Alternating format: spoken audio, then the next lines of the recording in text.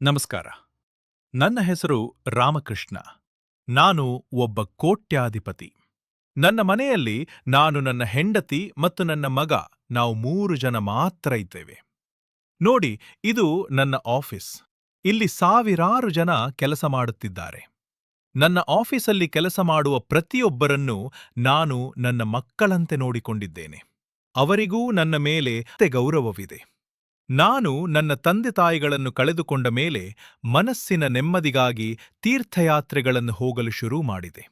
ನನಗೆ ದೇವರ ಮೇಲೆ ಭಕ್ತಿ ಜಾಸ್ತಿನೇ ಇದೆ. ಯಾಕೆಂದರೆ ಒಂದು ಕಾಲದಲ್ಲಿ ತುಂಬ ಕಷ್ಟಪಟ್ಟು ಈ ಮಟ್ಟಕ್ಕೆ ನಾನು ಬೆಳೆದಿರುವೆ. ಇದಕ್ಕೆಲ್ಲ ಕಾರಣ ನಾನು ನಂಬಿರುವ ದೇವರು ಮತ್ತು ನನ್ನ ಪರಿಶ್ರಮ. ಇಷ್ಟೆಲ್ಲ ನನ್ನ ಬಳಿ ಇರಬೇಕಾದರೆ ಒಂದು ದಿನ ಮಧ್ಯರಾತ್ರಿ ಒಂದು ತುತ್ತು ಅನ್ನಕ್ಕಾಗಿ ತುಂಬ ಕಷ್ಟಪಟ್ಟಿಬಿಟ್ಟೆ. ನನ್ನ ಬಳಿ ಬೇಕಾದಷ್ಟು ದುಡ್ಡಿದೆ, ಆದರೆ ಅದನ್ನು ತಿನ್ನಲು ಸಾಧ್ಯವೇ? ಅಂದ ಹಾಗೆ ನನಗೇನಾಯಿತು? ಏತಕ್ಕಾಗಿ ನಾನು ಒಂದು ತುತ್ತಿನ ಅನ್ನಕ್ಕೆ ಕಷ್ಟಪಟ್ಟೆ ಎಂದು ತಿಳಿಯೋಣ ಬನ್ನಿ. ಪಾರ್ವತಿ, ಎಲ್ಲಿ ನಿನ್ ಮಗ? ಅವನನ್ನ ಸ್ವಲ್ಪ ಕರಿ. ನಾನವನ ಜೊತೆಲಿ ಮಾತಾಡ್ಬೇಕು ಅಂತ ಹೇಳಿದ್ದೆ ಅಲ್ವಾ?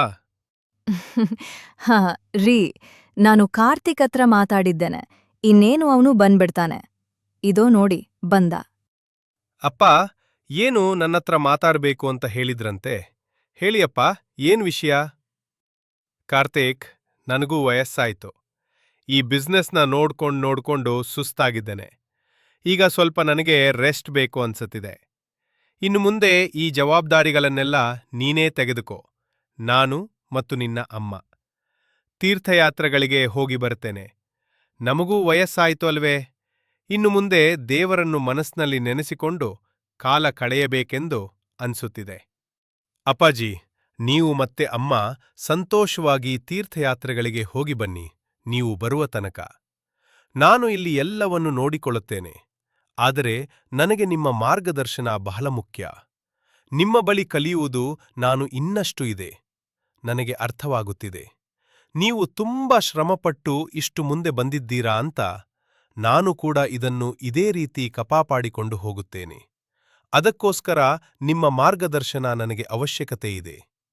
ನೀವು ಈಗ ಸದ್ಯ ವಿಶ್ರಾಂತಿ ಪಡೆದುಕೊಳ್ಳಿ. ನಿಮ್ಮ ಯಾತ್ರೆಗಳನ್ನು ಮುಗಿಸಿಕೊಂಡು ಬಂದು ನನಗೆ ಸ್ವಲ್ಪ ವಿಷಯ ತಿಳಿಸಿಕೊಡಿ.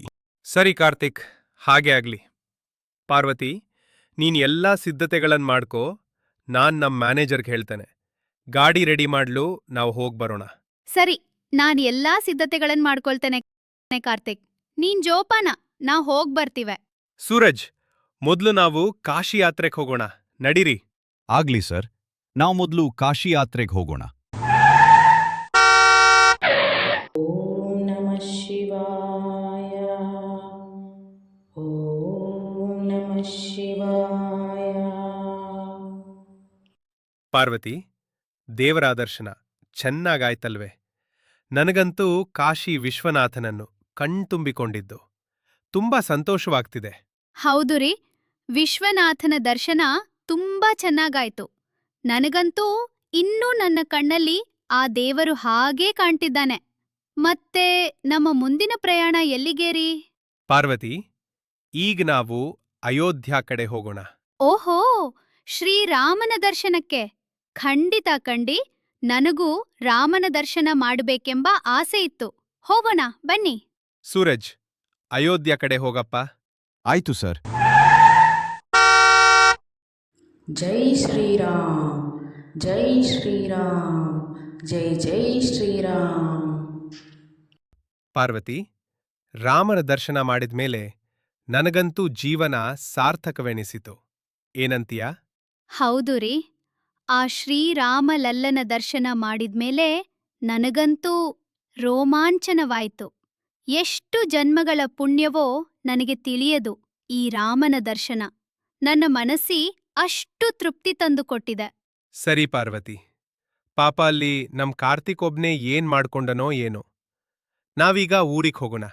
ಕಾರ್ತಿಕಗೆ ವಿಷಯ ತಿಳಿಸು, ನಾವು ಬರುತ್ತಿದ್ದೇವೆ ಎಂದು. ಸೂರಜ್, ತುಂಬಾ ತಗರಾತ್ರಿ ಆಯ್ತು. ಎಲ್ಲಾದ್ರೂ ಹೋಟೆಲ್ ಸಿಕ್ಕಿದ್ರೆ ನಿಲ್ಸೋ, ನಾವೆಲ್ಲರೂ ಊಟ ಮಾಡ್ಕೊಂಡು ಹೋಗೋಣ. ಆಯ್ತು ಸರ್, ನಾನು ಹೋಟೆಲ್ ಎಲ್ಲಿ ಸಿಗುತ್ತದೆಯೋ ಅಲ್ಲಿ ಗಾಡಿ ನಿಲ್ಲಿಸ್ತೇನೆ. ಪಾರ್ವತಿ ನನ್ ಶುಗರ್ ಮಾತ್ರೆ ಕೊಡು. ರೀ, ತಗೊಳ್ಳಿ, ಮಾತ್ರೆ ಕುಡ್ದು ಸ್ವಲ್ಪ ರೆಸ್ಟ್ ಮಾಡಿ. ಅಷ್ಟ್ರಲ್ಲಿ ಹೋಟೆಲ್ ಬಂದ್ಬಿಡತ್ತೆ. ಸರಿ ಪಾರ್ವತಿ, ನಾನೀಗ ಸ್ವಲ್ಪ ಹೊತ್ತು ನಿದ್ರಿಸ್ತೇನೆ. ಸೂರಜ್, ಹೋಟೆಲ್ ಬಂತ? ಅದಕ್ಕೆ ಕಾರ್ ನಿಲ್ಸಿದೋ? ಇಲ್ಲ ಸರ್, ಕಾರು ತಾನಾಗಿ ಸ್ಟಾಪ್ ಆಯಿತು. ಒಂದು ನಿಮಿಷ ಸರ್, ನಾನು ಏನು ಅಂತ ನೋಡ್ತೇನೆ. ಏನಾಯ್ತಪ್ಪ ಸೂರಜ್? ಏನಾಗಿದೆ ಕಾರ್ಗೆ? ಅಮ್ಮ, ಏನು ಅಂತ ನನಗೂ ಅರ್ಥ ಆಗ್ತಾ ಇಲ್ಲ. ಗಾಡಿಯ ಸ್ಟಾರ್ಟ್ ಆಗ್ತಾ ಇಲ್ಲ ಅಂತ ನನಗೆ ಗೊತ್ತಾಗ್ತಾ ಇಲ್ಲ. ಆದರೆ ಎಲ್ಲವೂ ಸರಿಯಾಗಿಯೇ ಇದೆ. ಸೂರಜ್, ಪೆಟ್ರೋಲ್ ಇದೆಯಾ ಚೆಕ್ ಮಾಡ್ದ? ಹೌದು ಸರ್, ನಾನ್ ಪೆಟ್ರೋಲ್ ಫುಲ್ ಟ್ಯಾಂಕ್ ಮಾಡಿಸಿದ್ದೇನೆ. ಅದು ಅಲ್ದೆ ನನ್ನ ಬಳಿ ಸ್ಟಾಕ್ ಕೂಡ ಇದೆ. ಆದರೆ ಕಾರಿನ ಸಮಸ್ಯೆ ಏನು ಅಂತ ಅರ್ಥ ಆಗ್ತಾ ಇಲ್ಲ. ಮೇಲ್ನೋಟಕ್ಕೆ ಎಲ್ಲವೂ ಸರಿಯಾಗಿ ಇದೆ ಸರ್. ನಾನು ಯಾವುದಕ್ಕೂ ಇಲ್ಲಿ ಮೆಕ್ಯಾನಿಕ್ ಯಾರಾದ್ರೂ ಇದಾರಾ ಅಂತ ನೋಡ್ತೀನಿ. ಸರ್, ಒಂದ್ ನಿಮಿಷ ನೀವು ಇಲ್ಲೇ ಇರಿ. ಅಮ್ಮ, ಹುಷಾರು. ಸರಿ ಸೂರಜ್, ಕತ್ತಲೆ ಇದೆ. ನೀನ್ ಹುಷಾರಾಗಿ ಹೋಗಿ ಬಾ. ರೀ, ಏನ್ ಈ ಥರ ಆಯ್ತಲ್ಲ? ಈ ಮಧ್ಯರಾತ್ರಿ ನನಗಂತೂ ತುಂಬಾ ಭಯ ಆಗ್ತಾ ಇದೆ. ಸುತ್ತಮುತ್ತ ಏನು ಕಾಣ್ತಾ ಇಲ್ಲ, ಬರೀ ಕತ್ತಲೆನೇ ಆವರಿಸಿದೆ. ಭಯಪಡ್ಬೇಡ ಪಾರ್ವತಿ, ನಾನಿದ್ದೀನಲ್ಲ. ಸೂರಜ್ ಈಗ ಬಂದುಬಿಡ್ತಾನೆ. ಬಾ, ನಾವಿಲ್ಲಿ ಸ್ವಲ್ಪ ಹೊತ್ತು ಕೂತ್ಕೊಳ್ಳೋಣ. ಪಾರ್ವತಿ, ನಾನ್ ಮಾತ್ರೆ ತಗೊಂಡಿದ್ದೀನಿ. ನನಗೆ ತುಂಬಾ ಹೊಟ್ಟೆ ಹಸಿವಾಗುತ್ತಿದೆ. ಈಗ ಏನಾದ್ರೂ ನಿನಗೆ ತಿನ್ನಲ್ಬೇಕು? ಇಲ್ಲವಾದ್ರೆ ಖಂಡಿತ ನನಗೆ ಹೆಚ್ಚು ಕಡಿಮೆ ಆಗುತ್ತಿದೆ. ಈಗ ಏನ್ ಮಾಡೋದು ಅಪ್ಪ? ಆಗುತ್ತಿಲ್ಲ ನನಗೆ. ಭಗವಂತ, ಏನಾದ್ರೂ ಕರುಣೆ ತೋರಿಸು. ರೀ, ಏನಾಗ್ತಿದೆ ನಿಮ್ಗೆ? ಯಾಕೆ ಈ ರೀತಿ ಮಾಡ್ತಾ ಇದ್ದೀರಾ? ನನಗೆ ತುಂಬಾ ಭಯ ಆಗ್ತಾ ಇದೆ. ಏನಾಯ್ತು ನಿಮ್ಗೆ? ಸೂರಜ್, ಸೂರಜ್, ಬೇಗ ಬಾ. ರೀ, ಏನಾಯ್ತು? ಸರ್, ಏನಾಯ್ತು ನಿಮ್ಗೆ? ಅಮ್ಮ, ಏನಾಯ್ತು? ಸಾರಿ, ಯಾಕೆ ಇಷ್ಟು ನರಳ್ತಿದ್ದಾರೆ? ಸೂರಜ್, ಇವ್ರಿಗೆ ತುಂಬಾ ಹಸಿವಾಗಿದೆ. ಈ ತಕ್ಷಣ ಇವರಿಗೆ ತಿನ್ನಲು ಏನಾದ್ರೂ ಕೊಡ್ಬೇಕು. ಸೂರಜ್, ಇಲ್ಲಿ ತಿನ್ನೋದಕ್ಕೆ ಏನಾದ್ರೂ ಸಿಗುತ್ತಾ ಅಂತ ಬೇಗ ನೋಡು. ಹೋಗು ಸೂರಜ್. ಸರಿ ಅಮ್ಮ, ನಾನಿಲ್ಲಿ ಸುತ್ತಮುತ್ತ ಏನಾದ್ರೂ ಸಿಗುತ್ತಾ ಅಂತ ನೋಡ್ತೀನಿ. ನೀವಿವ್ರನ್ನು ಸ್ವಲ್ಪ ಹುಷಾರಾಗಿ ನೋಡ್ಕೊಳ್ಳಿ. ಅಯ್ಯೋ, ಏನ್ ಮಾಡೋದೀಗ? ಸುತ್ತಮುತ್ತ ಏನು ಕಾಣ್ತಾ ಇಲ್ಲ. ಇಲ್ಲಿ ಅಕ್ಕಪಕ್ಕ ಮನೆಗಳೂ ಇಲ್ಲ. ನಾವು ಕಾಡಿನ ಮಧ್ಯೆ ಸಿಗಾಕ್ಕೊಂಡಿದೀವಿ. ಏನ್ ಮಾಡೋದು? ದೇವ್ರೆ, ಏನಾದ್ರೂ ಕರುಣೆ ತೋರಿಸಪ್ಪ. ನಮ್ಮ ಬಾಸು ತುಂಬಾ ಒಳ್ಳೆಯವರು. ನಮ್ಮನ್ನೆಲ್ಲ ಅವರು ತಮ್ಮ ಸ್ವಂತ ಮಕ್ಕಳಂತೆ ನೋಡ್ಕೊಳ್ತಿದ್ದಾರೆ. ನಿನಗೂ ತಿಳಿದಿದೆ ತಾನೆ? ಕರುಣೆ ತೋರಿಸು ದೇವ್ರೆ. ಓ, ಅಲ್ಲಿ ದೂರದಲ್ಲಿ ಒಂದು ಮನೆ ಕಾಣಿಸ್ತಿದೆ. ತಕ್ಷಣ ನಾನು ಅಲ್ಲಿಗೆ ಹೋಗಿ ಏನಾದ್ರೂ ತಿನ್ನಲು ಸಿಗುತ್ತದೇನೋ ಕೇಳುತ್ತೇನೆ. ಅಮ್ಮ, ಅಮ್ಮ, ಯಾರಿದ್ದೀರಾ ಮನೆಯಲ್ಲಿ? ದಯವಿಟ್ಟು ಸ್ವಲ್ಪ ಹೊರಗಡೆ ಬನ್ನಿ. ಯಾರಪ್ಪ ನೀನು? ಇಷ್ಟೊತ್ತಲ್ಲಿ ಒಬ್ನೇ ಯಾಕೆ ಇಲ್ಲಿ ಕೂಗಿಕೊಳ್ಳುತ್ತಿದ್ದೀಯಾ? ಯಾರ್ ನೀನು? ಸ್ವಾಮಿ, ನಮ್ಮ ಬಾಸ್ ಹೊಟ್ಟೆ ಹಸಿವಿನಿಂದ ಬಳಲುತ್ತಿದ್ದಾರೆ. ದಯವಿಟ್ಟು ತಿನ್ನಲು ಏನಾದರೂ ಸ್ವಲ್ಪ ಕೊಡಿ. ಅವರದ್ದು ವಯಸ್ಸಾದ ಜೀವ, ಹಸಿವಿನಿಂದ ತಡೆಯಲು ಆಗುತ್ತಿಲ್ಲ. ಅವರು ತಲೆ ಸುತ್ತಿ ಅಲ್ಲೇ ಮಲಗಿಕೊಂಡಿದ್ದಾರೆ. ದಯವಿಟ್ಟು ಏನಾದರೂ ಸ್ವಲ್ಪ ಕೊಡಿ. ನೋಡಪ್ಪ, ನಾನು ಒಬ್ಬ ಭಿಕ್ಷುಕು. ನಿಮ್ಮನ್ನು ನೋಡಿದರೆ ದೊಡ್ಡ ಮನುಷ್ಯರಂತೆ ಕಾಡುತ್ತಿದ್ದೀರಾ. ನನ್ನ ಬಳಿ ಭಿಕ್ಷೆ ಬೇಡಿ ತಂದಿರುವ ಅನ್ನ ಮಾತ್ರ ಉಳಿದಿದೆ. ಅದನ್ನು ನೀವು ಹೇಗೆ ತಿನ್ನುತ್ತೀರಾ? ಪರವಾಗಿಲ್ಲ ಸ್ವಾಮಿ, ಇದನ್ನೇ ಕೊಡಿ. ನಿಮ್ಮಿಂದ ತುಂಬಾ ಉಪಕಾರವಾಯಿತು. ಅಮ್ಮ, ಈಗ ಸದ್ಯಕ್ಕೆ ದೊರಕಿದ್ದು ಇದೆ. ಇದನ್ನು ಅವರಿಗೆ ತಿಳಿಸಿ ಅಮ್ಮ. ಹಾ, ಸೂರಜ್, ಕೊಡು. ಹಾಗಾದರೆ ತೆಗೆದುಕೊಳ್ಳಿ. ಇಂದಿನ ಅನ್ನದ ಮೇಲೆ ನಿಮ್ಮ ಹೆಸರನ್ನು ಬರೆದಿದೆ ಅಂತ ಕಾಣಿಸುತ್ತೆ. ಅದಕ್ಕೆ ನೀವು ಈ ಅನ್ನವನ್ನು ಹುಡುಕಿಕೊಂಡು ಇಲ್ಲಿಯ ತನಕ ಬಂದಿದ್ದೀರಿ. ತಿನ್ನಿ, ನಿಮಗೆ ಒಳ್ಳೆಯದಾಗುತ್ತದೆ. ರೀ, ತೆಗೆದುಕೊಳ್ಳಿ, ತಿನ್ನಿ ಸ್ವಲ್ಪ. ಸ್ವಾಮಿ, ನಿಮ್ಮಿಂದ ಉಪಕಾರವಾಯಿತು. ಈ ಉಪಕಾರವನ್ನು ನಾವು ಎಂದಿಗೂ ಮರೆಯುವುದಿಲ್ಲ. ತೀರ್ಥಯಾತ್ರೆಗೆ ಹೋಗಿ ಬರುತ್ತಿರ್ಬೇಕಾದ್ರೆ ಈ ರೀತಿ ನಡೆದು ಹೋಯ್ತು. ಆದ್ರೆ ಆ ದೇವರು ನಮ್ಮ ಕೈ ಬಿಟ್ಟಿಲ್ಲ. ದೇವರೇ ನಿಮ್ಮ ರೂಪದಲ್ಲಿ ಬಂದು ನನ್ನ ಗಂಡನಿಗೆ ಅನ್ನ ನೀಡಿದ್ರು. ಹೌದು ಸ್ವಾಮಿ, ಈ ದಿನ ನನ್ನ ಪ್ರಾಣವನ್ನು ಕಾಪಾಡಿದ ಪುಣ್ಯಾತ್ಮರು ನೀವು. ನಿಮಗೆ ಆ ಭಗವಂತ ಒಳ್ಳೇದು ಮಾಡಲಿ. ಅಮ್ಮ, ದೊಡ್ಡ ಮಾತುಗಳನ್ನು ಆಡಬೇಡಿ. ರಾಮು, ಇವರ ಗಾಡಿಗೆ ಏನಾಗಿದೆ ಅಂತ ನೋಡು.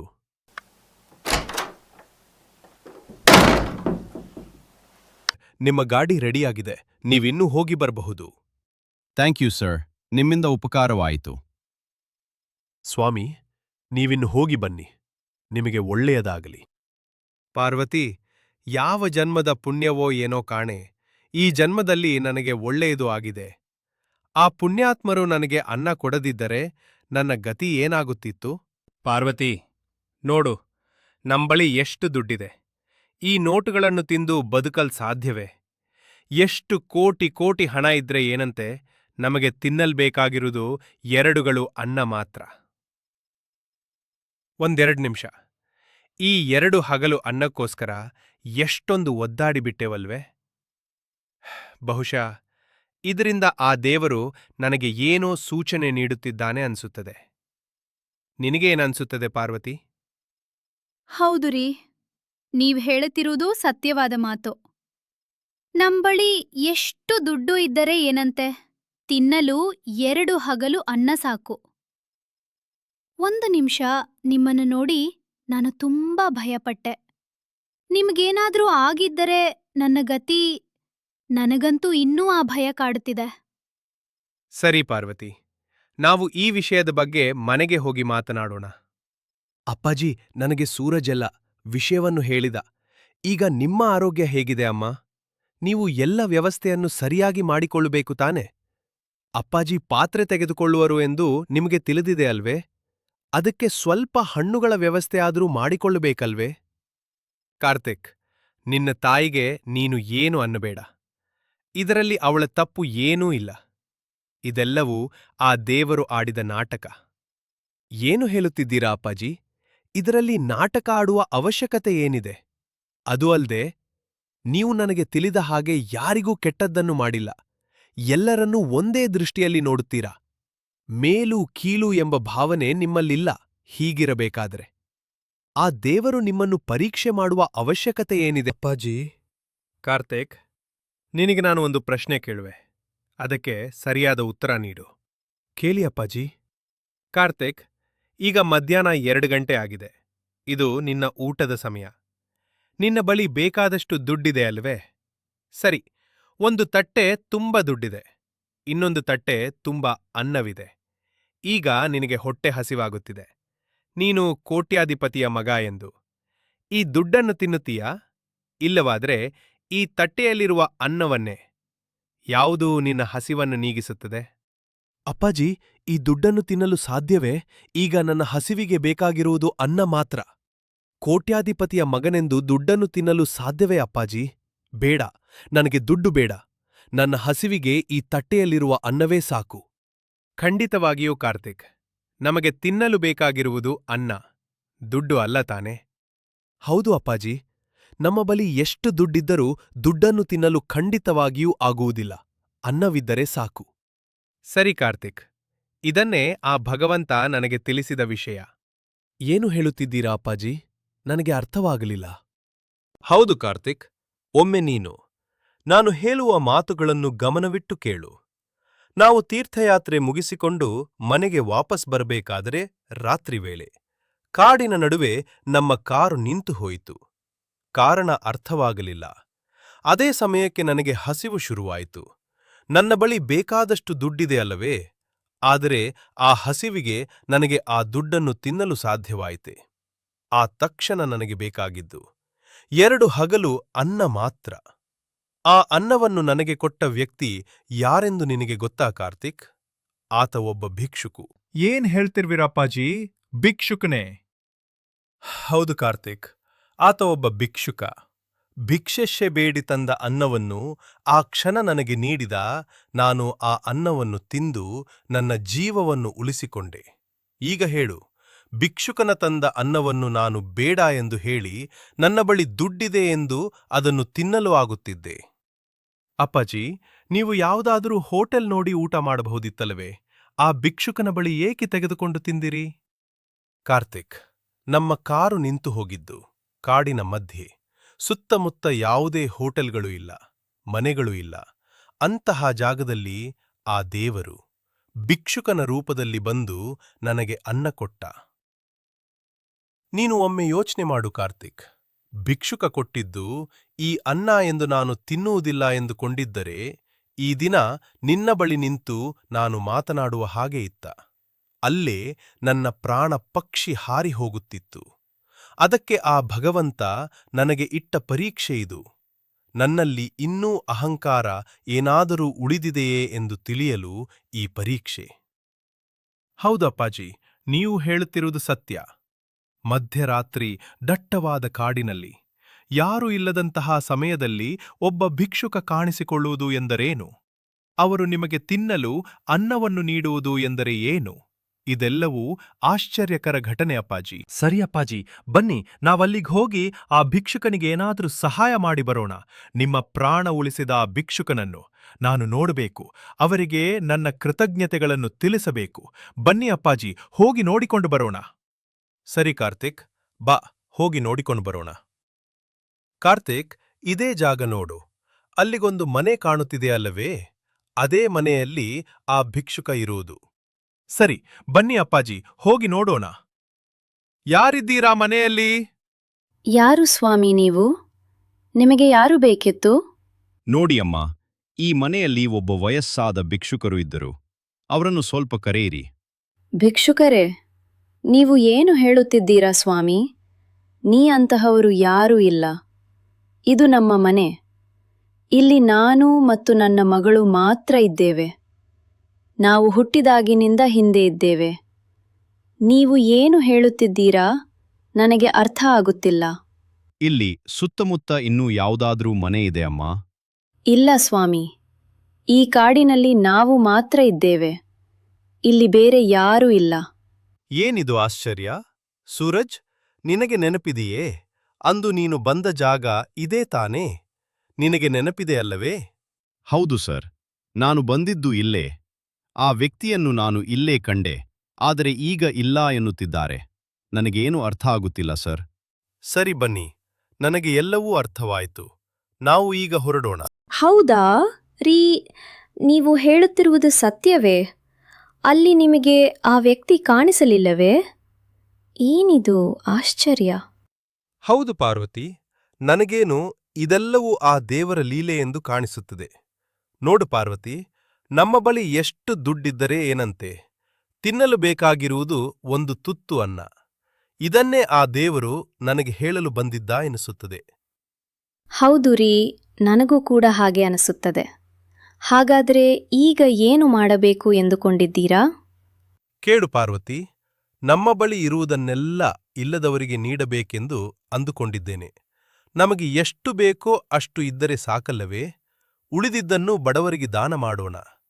ಯಾರು ಊಟವಿಲ್ಲದೆ ಉಪವಾಸ ಇರುತ್ತಾರೋ ಅಂತವರಿಗೆ ಕೊಡೋಣ. ಕಾರ್ತಿಕ್, ನಿನ್ನ ಅಭಿಪ್ರಾಯ?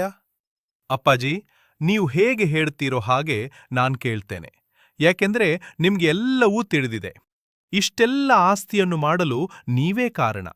ಈಗ ಅದನ್ನು ನಿಮ್ಗೆ ಹೇಗೆ ಬೇಕೋ ಹಾಗೆ ಉಪಯೋಗಿಸಿ ನಾನು ನಿಮ್ಮ ಮಾರ್ಗದರ್ಶನದಲ್ಲೇ ನಡೆಯುತ್ತೇನೆ. ಮುಂದೆ ನಾನು ಕೂಡ ಸಂಪಾದಿಸುವ ದುಡ್ಡಿನಲ್ಲಿ ನನಗೆ ಎಷ್ಟು ಬೇಕೋ ಅಷ್ಟನ್ನು ಇಟ್ಟುಕೊಂಡು ಉಳಿದಿದ್ದನ್ನು ದಾನ ಮಾಡುತ್ತೇನೆ.